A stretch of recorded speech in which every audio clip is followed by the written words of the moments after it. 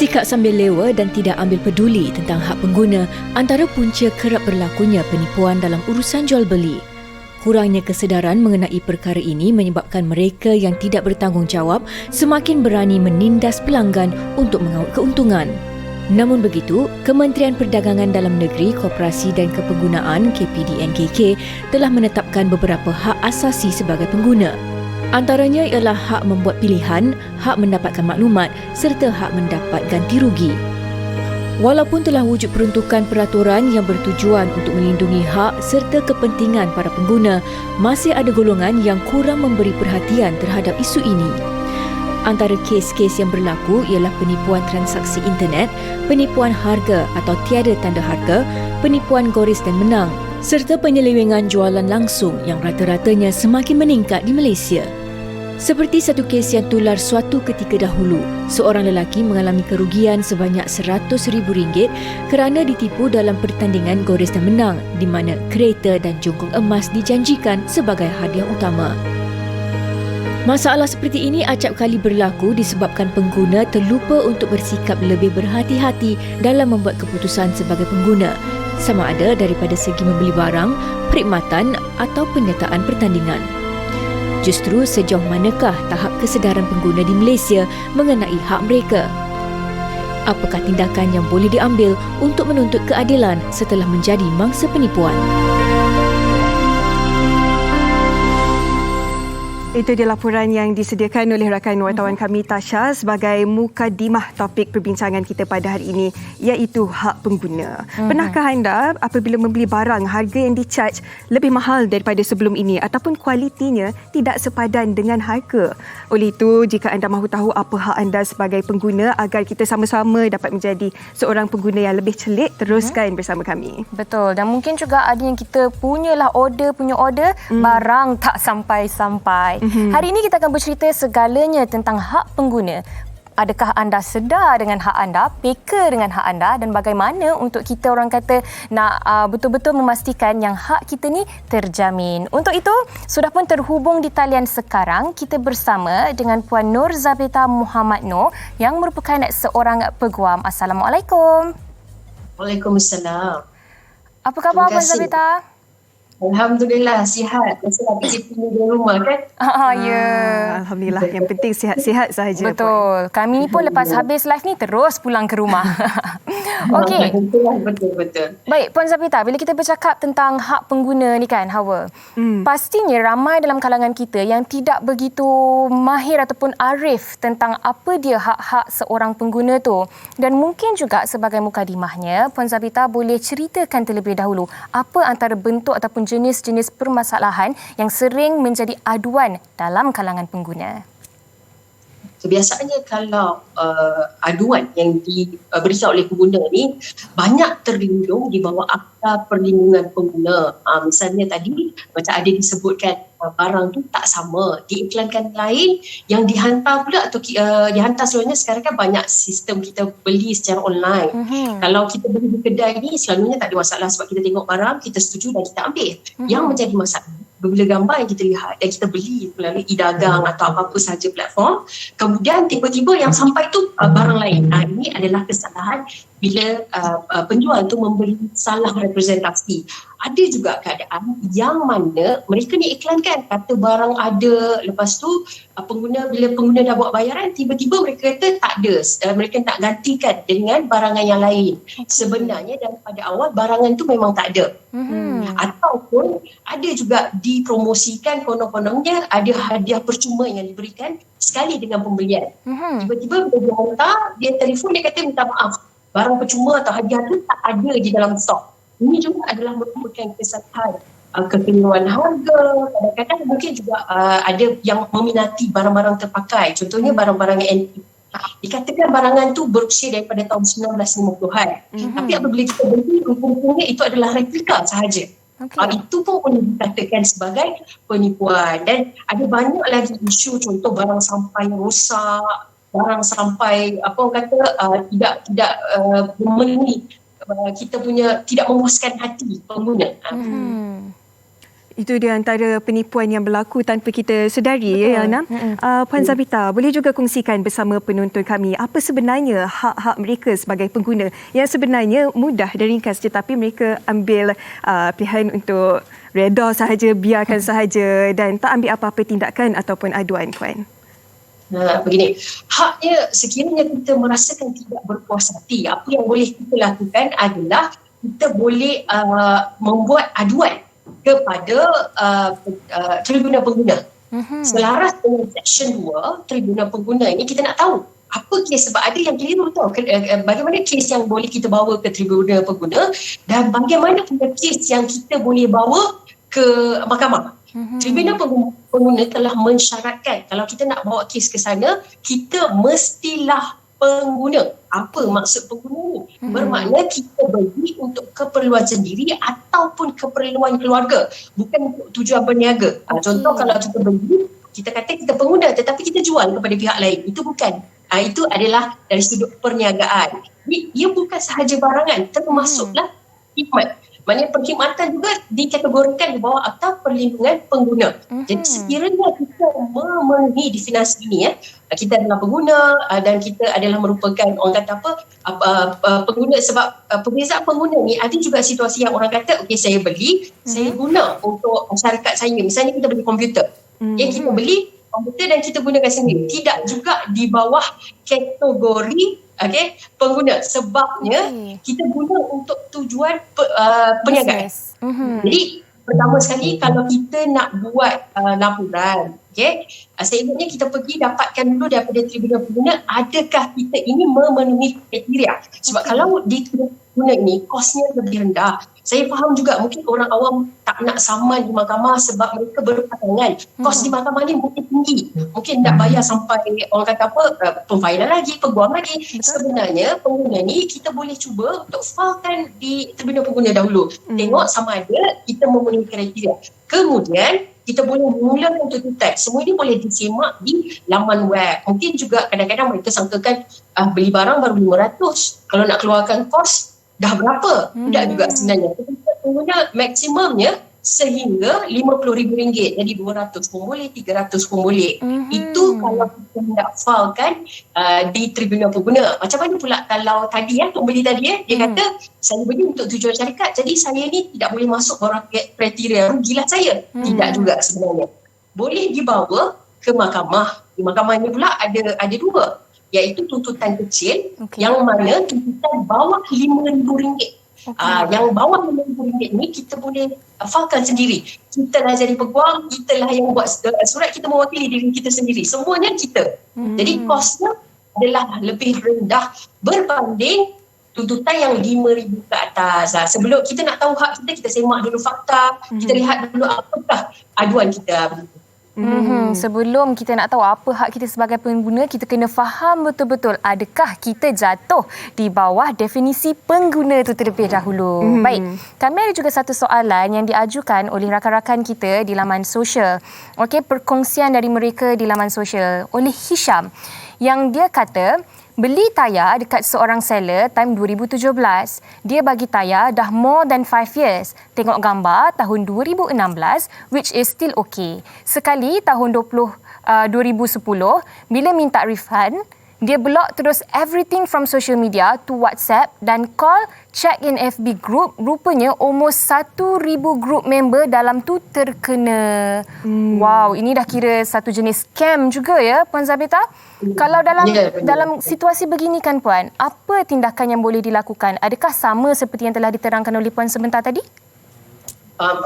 Masih sama ataupun sebagai pertambahan sekiranya berlaku elemen penipuan. Sebab bukan ketekstaan pun, jika ada elemen penipuan, kita kena buat laporan polis dulu. Bila kita buat laporan, yang menyiasat adalah pihak polis. Misalnya kalau dia tengok yang ini buat report, orang yang sama ni terhadap orang yang sama. Yang pertama buat report, kedua buat report, mungkinkah dia jatuh dalam definisi penipuan? Sekiranya dia menipu, maka dia boleh dihukum berdasarkan kanun keseksaan yang ada pemenjaraan. Jadi kadang-kadang saya tengok pengguna ni bila mana dia kena tipu, tak ramai yang proaktif. Ada setengah yang walaupun 200-300 ni jenis yang proaktif, mereka akan ambil tindakan. Dan cantiknya kalau ramai pengguna yang jenis proaktif, sekurang-kurangnya kita dapat membantras kegiatan yang macam penjual tadi lah. Dia menipu, dia apabila seorang dia terlepas, kemudian dia terjadi kebiasaan sebab dia rasakan tidak ada yang akan membuat laporan. Begitu. Hak-hak ini kan Puan Zabita Yaina, untuk kita ketahui bukan untuk diri kita sendiri sahaja, untuk mengelakkan daripada ada lagi mangsa-mangsa yang akan datang ya.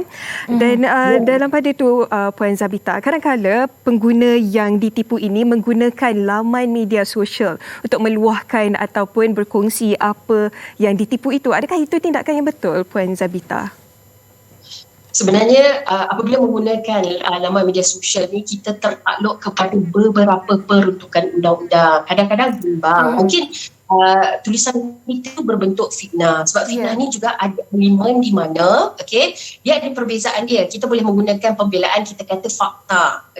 Apa sahaja yang saya tulis di Facebook ataupun di sosial media adalah berdasarkan fakta.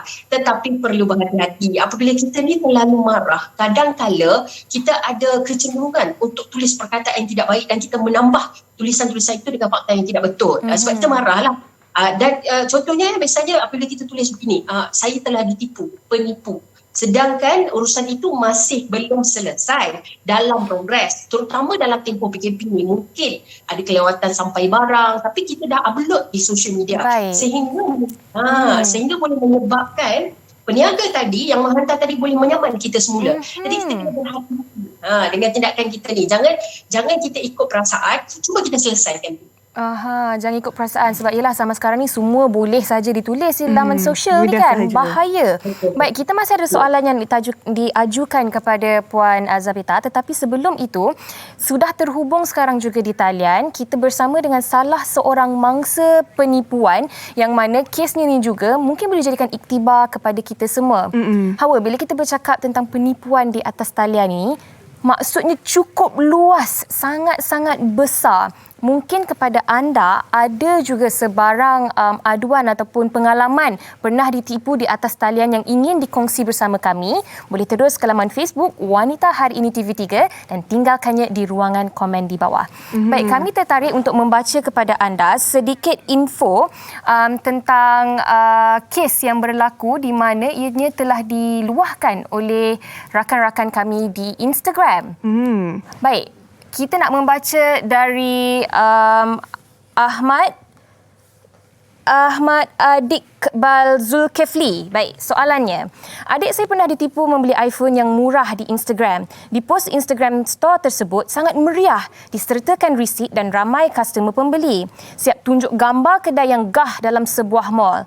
Ternyata kedai tersebut tidak wujud pun dalam mall tersebut. Maka lenyaplah RM1,500 saya itu tadi. Saya kira ini antara yang bukan sahaja kita sebagai pengguna perlu ambil tahu, sebagai penjual juga jangan buat begini menganiaya orang lain. Ya, dan bersama kita di talian sekarang sudah berhubung dengan kita ialah Puan Nazirah Nasir dari Perak. Hello, Assalamualaikum Puan Nazirah. Hai, Assalamualaikum Yaina dan Nadia. Hai Puan Nazirah, apa khabar, sihat? Baik, Alhamdulillah. Okey, Puan Nazirah, mungkin Puan Nazirah boleh kongsikan dengan semua penonton wanita hari ini pada hari ini, apa sebenarnya jenis penipuan yang telah Puan alami sebagai seorang pengguna? Satunya suami saya. Dah lama tu dia diam, lepas tu baru dia cakap, ada barang tak sampai lagi. Saya tanya barang apa? Pisau untuk buat korban. Saya kata, saya ingatkan pisau korban tu kita ingatkan macam pisau kat dapur je lah, puluh-puluh ringgit, habis-habis pun RM100 macam tu kan. Kali tanya-tanya RM500 hingga RM700. Bilanya terjadi tu Puan? Suami saya dalam 2 tahun lepas. Dia baru cerita dengan saya dalam setahun macam tu. So macam, kenapa tak ketengahkan ke? Dia kata, tak apalah. Dia punya redor dia sangat tinggi lah. So dia kata macam, tak apalah, nanti kalau seller tu ingat okey lah. Itu yang terjadi pada suami saya. Adik saya sendiri dalam tahun lepas kita PKP ni semua dan kita beralih perniagaan kita kepada online kan. Jadi saya biasa buat offline. Jadi kita nak tukar online tu memang bukan senang sebenarnya. Dan salah satu produk yang saya cuba ketengahkan minat nikmat wanita saya kan. Jadi bila saya try untuk nak buat website, dan kita ni percayalah kan, tengok dekat Facebook ramai komen semua. Okey, mula-mula Okey, dia bagi link, kita pun dah buat bayaran semua. Set up tu dalam 500 permulaan. Lepas tu dia kata kalau nak add on affiliate, kena tambah lagi lah. Okey. So habis-habis dah 300 macam tu. Kosnya 500 ya? Lebih kurang. 500 untuk yang basic, then kena add on lagi tu tambah lagi 200 macam tu lah. Okey, jadi Puan lepas pembayaran dah dibuat, adakah orang ini terus menghilangkan diri? Ni saya tengok WhatsApp-nya blue tick sahaja. Satu tick je. Yang atas blue tick kan, yang bawah satu tick. Saya pun tak tahu nak cakap sama ada dia dah tukar nombor ke, sebab kita hubungi memang tak reply dah. Saya cubalah bagi peluang lagi kan. Okay, lepas ni saya akan follow up. Bila email pun tak berbalas, jadi kita pun jam lah juga kan. Ya. Berapa lama tu peluang yang diberikan, Puan? Daripada bulan 10 tahun lepas. Dah 3 bulan lah lebih kurang. Tapi kan Puan, saya kira Puan Nazirah punya kes ni bukan satu-satunya kes yang terjadi. Mesti ramai lagi orang yang kena juga. Untuk Puan Nazirah sendiri, adakah rasa serik dengan penipuan ini dan sehingga takut nak mencari web page yang lain juga untuk dijadikan website, ataupun macam mana Puan? Sebagai peniaga, biasalah benda itu mungkin kerugian yang kita alami lah. Sebab kita tak boleh jangka kan. Jadi saya tak serik, saya buat yang lain pula. Tetapi apa tindakan Puan? Apa tindakan Puan selepas tahu ditipu ni? Apa yang Puan lakukan? Sebab sekarang ni saya cuba masih lagi bagi dia peluang. Dan dengar tadi, kita nak dengar daripada Puan Zabita kan. Kalau kita macam mana nak tahu lagi. So, kita tunggu untuk bahagian sebagai penjual lah daripada Puan Zabita. Dan Itu mungkin dia. yang tadi tu kita boleh rujuk yang pasal yang suami saya kan, yang hampir 300 tadi kan. Sebagai pengguna, dia decide pengguna dan saya decide penjual kan. Betul. Okey, baik. Sekarang ni kita akan bersama sekali lagi dengan Puan Zabita. Puan Zabita, masih di sanakah? Hello, Assalamualaikum. Puan Zabita? Waalaikumsalam. Ya, saya masih. Okey, Puan Zabita dengar tak apa yang dikongsikan oleh Puan Nazirah sebentar tadi? Ya. Ada 2 kes. Bukan. Betul. Jadi bagaimanakah solusinya ni? Saya merujuk kepada apa yang saya terangkan tadi. Yang pertama berkenaan dengan suami itu. Okay, cantik tu kalau dia adakan, bagi kedua-dua kes, dia adakan laporan polis terlebih dahulu. Kemudian lepas tu macam barangan yang tidak sampai ni, kita buat laporan. Pun begitu, kena lihat juga sama ada ianya telah terlalu lama. Okay? Adakah dia terlindung di bawah Akta Had Masa.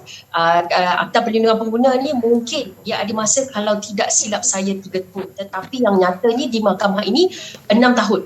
Jadi kalau kes terlalu lama juga tidak boleh dibawa ke mahkamah dan dianggap maknanya terhapuslah sebab ada had masa untuk kita buat laporan. Okay. Kemudian seterusnya selepas dah buat aduan, kita lihat bagaimana cara-cara dia. Pertama sekali, pengguna ini, saya ceritakan sedikit langkah-langkahnya di Tribunal Pengguna. Perlu masukkan penyataan kes, kemudian hantar kepada pihak yang sana, dan pihak yang sana pula akan masukkan pembelaan terhadap dirinya. Yang tadi ni adalah versi kita sebagai pembeli. Tetapi penjual pula ada versi sendiri. Mungkin dia menafikan, mungkin dia katakan barangan tu sebenarnya telah dihantar. Adalah bagaimana cara dia nak membela diri. Dan kemudian seterusnya akan dipanggil untuk pendengaran terhadap kedua-dua mereka inilah. Tribunal Pengguna akan mendengar sama ada cerita yang pembeli atau penjual yang akan diputuskan siapa yang betul. Dan di mahkamah juga bagi tuntutan kecil itu adalah sama. Jadi macam saya katakan tadi, sebenarnya kita ni sebagai pembeli perlu ambil langkah proaktif. Terutamanya kadang-kadang ada sekarang ni kan terkenal kalau kita nak beli secara e-dagang. Pertama sebelum kita bawa ke mahkamah tu atau Tribunal Pengguna tu, selesaikan dulu dengan e-dagang. Contoh kalau kita beli di Lazada, Shopee, di sana juga ada bahagian aduan. Itu lebih elok dan mungkin dapat disegerakan berbanding kita nak bawa ke tribunal. Iaitu yang kes pertama berkenaan dengan suami Puan Nazirah tadi, cuma sedikit pertambahan berkenaan platform e-dagang. Dan Puan Nazirah sendiri tadi seperti yang saya jelaskan, ada setengah orang faham pembelian barangan kita sebagai hak pengguna ini barangan yang ada, yang nyata. Tetapi bagaimana pula dengan perkhidmatan? Sebab yang dinyatakan oleh Puan Nazirah tadi perkhidmatan. Jadi ini masih di dalam kategori perkhidmatan untuk kita supply service. Okay, masih juga dalam kategori dilindungi di bawah Tribunal Pengguna. Jadi kena lihat juga sama ada Puan Nazirah mengambil hikmat itu adakah bagi tujuan persendirian atau perniagaan. sekiranya bagi tujuan perniagaan ada kemungkinan pengguna-pengguna akan menolak. Tetapi macam saya katakan tak salah kalau kita tanya berkenaan dengan kes kita dulu. Manalah tahu boleh diteruskan lebih cepat dan mudah gitu. Itu dia penerangan yang cukup jelas dari Puan Zabita. Puan Nazirah, adakah sudah mendapat manfaat daripada perbincangan dengan Puan Zabita sebentar tadi? Sangat banyak input yang sangat puas hati untuk saya sebagai pembeli dan penjual. Baik, kita sebenarnya Alhamdulillah. Kita dah cover sebenarnya dari sudut pembeli dan juga dari sudut penjual. Jadi kami nak ucapkan terima kasih kepada Puan Nazirah di atas perkongsian tadi. Diharapkan dapatlah memberi input kepada mereka yang mengalami masalah yang sama seperti Puan Nazirah. Okey, terima kasih Puan Nazirah. Baik. Kita akan teruskan perbincangan kita bersama dengan Puan Zabita. Okey, Puan, mungkin juga dalam kalangan mereka yang sedang menonton sekarang ni tak ada bukti untuk menunjukkan penipuan yang telah berlaku.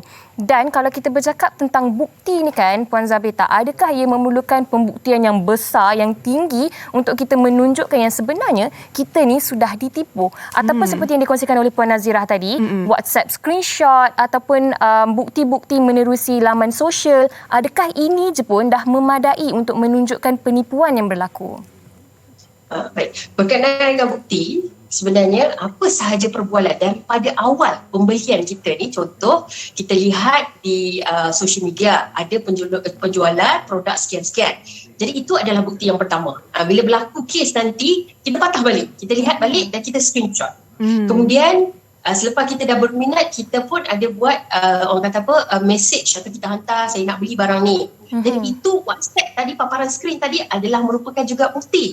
Apa sahaja perbualan perlu dirakamkan. Kemudian kalau barangan tu misalnya sampai barangan tak sama, kita tangkap bezakan yang tadi lah yang kita dah buat paparan skrin tadi tu, yang pertama kita buat pesanan tu dengan barangan yang sampai. Itu adalah bukti yang ketiga. Kemudian kita hantar balik kepada orang tu, kita kata kenapa barangan ni tak sama? Ataupun mungkin juga barangan kita tak sampai. Perbualan WhatsApp tu adalah bukti yang seterusnya. Dan kemudian mungkin kita nak ambil langkah nak buat cover report di balai polis mungkin. Okay? Jadi itu adalah bukti yang kelima. Jadi dalam keadaan jual beli ni, terutama secara online ni, memang sebenarnya banyak bukti. Jadi mungkin juga ada orang yang tak faham, katanya WhatsApp ni boleh diterima atau tidak. Tidak. Di mahkamah ni jawapan dia adalah bukti WhatsApp, bukti screenshot daripada paparan skrin social media penjualan tu semua adalah merupakan bukti. Cumanya kita kena simpan sebab takut juga bila kita dah mulakan kes, bukti kita tak kumpulkan lagi, kita mulakan kes dulu, kemudian dia telah padam. Contoh kalau page social media tadi dia dah padam, jadi rugi. Kita sediakan satu folder untuk kita simpan file-file itu. Dari saat membuat pembelian, bayaran, resit perlu jika di atas talian perlu screenshot, itu juga dengan perbualan, jangan dibuang. Betul? Samalah kalau kita ke kedai, simpan juga resitnya, Puan Zabita ya. Baik, kita ada perkongsian juga di laman media sosial. Jom kita lihat. Parents beli tilam dengan harga RM4,000 katanya. Boleh merawat sakit kronik. The best part sekali, target orang tua yang terdesak untuk sembuh. As far as I'm concerned, itu tilam magnet. Tapi sampai sekarang sama je. Duit terbang, sakit masih lagi sama. Tapi Aisyah, diorang ni scammer dan overclaim. Menariknya, my partner ni beli tanpa pengetahuan anak-anak. Sampailah terkantoi sendiri sebab kena scam. Okey, Puan Zabita, saya kira daripada aduan oleh rakan kita di Facebook ni, ia berkaitan dengan overclaim. Overclaim yang diberikan oleh penjual kepada pengguna. Kita ni pun bila tengok manfaat yang diberikan pun macam wow, best betul barangan ni. Tanpa berfikir panjang lagi, kita pun beli. Jadi untuk overclaim ni, Puan, macam mana? Overclaim ni kalau saya kiralah, maknanya pada pendapat saya, dia adalah satu salah representasi. Salah representasi ni maksudnya apabila kita pergi kepada orang awam, kita kata ini yang terbaik, yang ni kalau kita gunakan memang confirm sembuh penyakit tulang belakang. Okay? Jadi ia adalah takluk di bawah Seksyen 10. Salah representasi tidak kiralah daripada segi deskripsi barang ke, tahun barang ke ataupun apa-apa sahaja sehingga menyebabkan pembeli itu tersalah anggap, salah representasi. Jadi di bawah Seksyen 10 ini sebenarnya pengguna boleh memfailkan tuntutan di Tribunal Pengguna. Ada juga di bawah Seksyen 9 yang kata tawaran yang mengelirukan, maknanya bila kita iklankan dia mengelirukan, masih juga. Jadi di mahkamah ini apabila kita buat tuntutan dan kita nak tahu juga apakah akhirnya yang akan diberikan oleh Tribunal Pengguna, sebab kuasa Tribunal Pengguna ni ada banyak. Satu yang pertama mungkin juga dia mengarahkan kalau barang tak sampai, dia mengarahkan supaya sampai. Kalau ada salah representasi dan berlaku kerugian, maka Tribunal Pengguna boleh mengarahkan agar penjual memberi ganti rugi. Jadi sekiranya dalam keadaan yang tadi tu, overclaim. So apabila overclaim ni kita masukkan dekat mahkamah juga, kita tunggu apa yang akan diputuskan oleh mahkamah. Adakah kita mendapat ganti rugi sebab barang, kalau dia ambil kira barang telah kita pakai, telah kita gunakan. Cumanya seperti dakwaan dia tu tidak mendapat apa yang telah direpresentasikan. Jadi begitu. Misrepresentation ataupun overclaim ini bukan sahaja daripada rupanya tetapi juga kualiti dan deskripsinya. Baik, masa mencemburui kita Puan Zabita, secara ringkasnya boleh kongsikan dengan penonton wanita hari ini kenapa begitu pentingnya untuk mereka sedar tentang hak mereka sebagai pengguna. Okey, baik.